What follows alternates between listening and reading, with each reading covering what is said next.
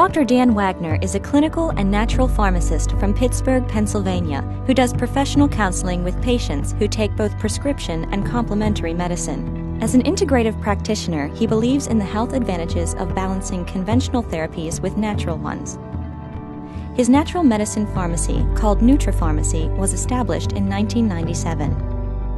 Over the past 15 years, Dr. Dan has done extensive traveling with an emphasis on researching plant medicines in the rainforests of Belize, Cuba, Costa Rica, Peru, Ecuador, and Africa.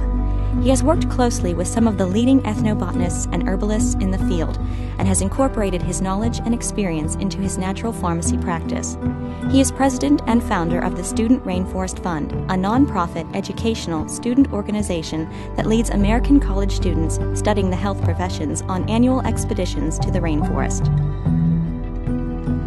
Dan started traveling to Nigeria, West Africa, in 1995 as the pharmacy specialist for the World Health Mission, a Pittsburgh-based, nonprofit, charitable organization dedicated to improving the health of underprivileged people in the Third World.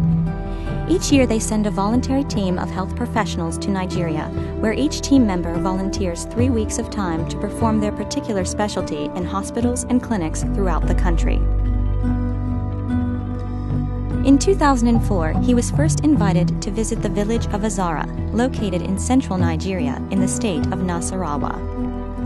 During the following years, Dan was instrumental in developing annual diabetes screening clinics with his team. In 3 years, they have donated thousands of doses of diabetic medications, vitamins, and equipment to help the village along in their absence. It was announced in March of 2006 that Dr. Dan would be the recipient of a most prestigious honor by the Azara Traditional Council of Azara Nasarawa State. They named him Sarkin Turawan Azara, or Chief of the White Man of Azara. The official ceremony was held on January 13, 2007.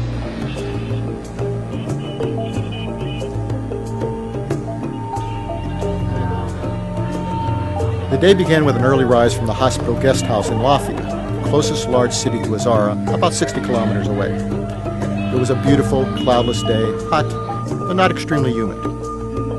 The drive to Azara was about 30 kilometers of dirt road, far back into the bush from the last paved highway. Miles of unspoiled savanna lay on each side of the crooked road. We arrived in Azara about 11 a.m. Many of the village dignitaries were there to meet our car, all dressed in bright, colorful garments. Large crowds of people, especially women and children, were gathering around the chief's palace. I did not know what I was in for. I was led to meet the chief, His Royal Highness, the Emir of Azara, Chief Dr. Kabira Musa Ibrahim II. The history of the turbaning ceremony goes back many years.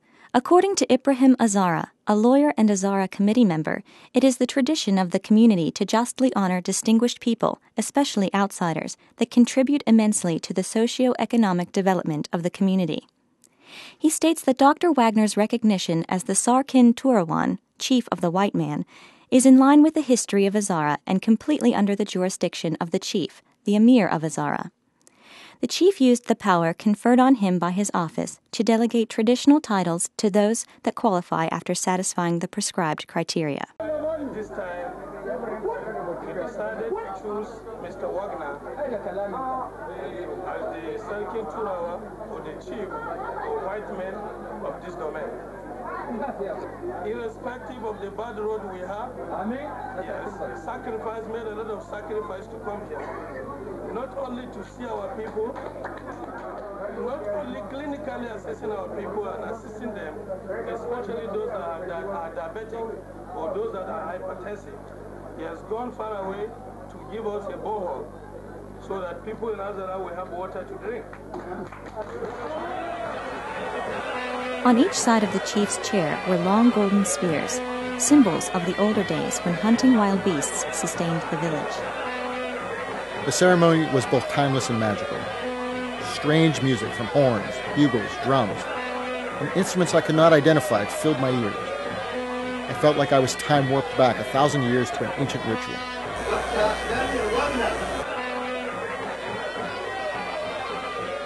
Many gifts were exchanged. The chief gave Dr. Wagner an elegant turban along with a traditional turbaning outfit made with silk and traditional textiles. The turban was adorned in gold lace and the robe was pure white. One of the elders, who is the top assistant to the chief, took nearly 20 minutes to wrap the turban slowly around Dan's head while he kneeled in front of the chief in his throne chair. Dr. Dan was accompanied by his daughter, Danielle, and a colleague, Dr. Heidi Weinhold, a naturopathic physician from Pittsburgh. The chief gave them beautiful traditional Nigerian outfits made for women.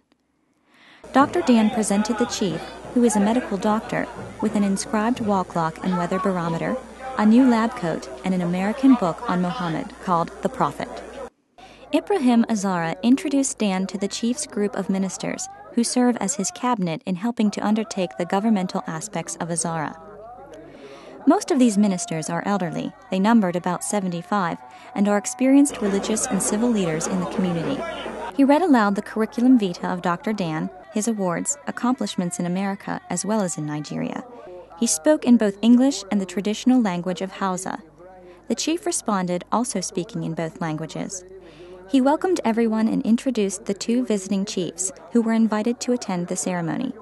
The chief mentioned that the gift exchange is a very important part of the ceremony and serves to show appreciation of the cultural values of divergent societies in the world, and also to serve as souvenirs.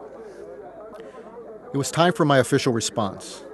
I was a bit nervous, but alert to the situation.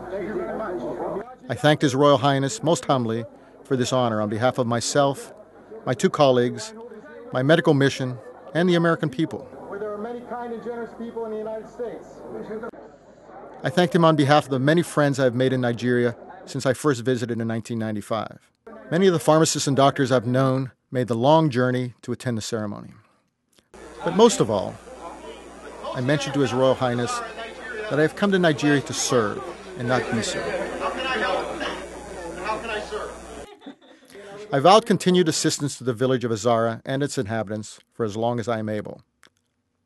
I quoted a short passage from the Quran stating that, quote, "Any man who earnestly helps one human in need, it is as if he is helping all of humanity," end quote.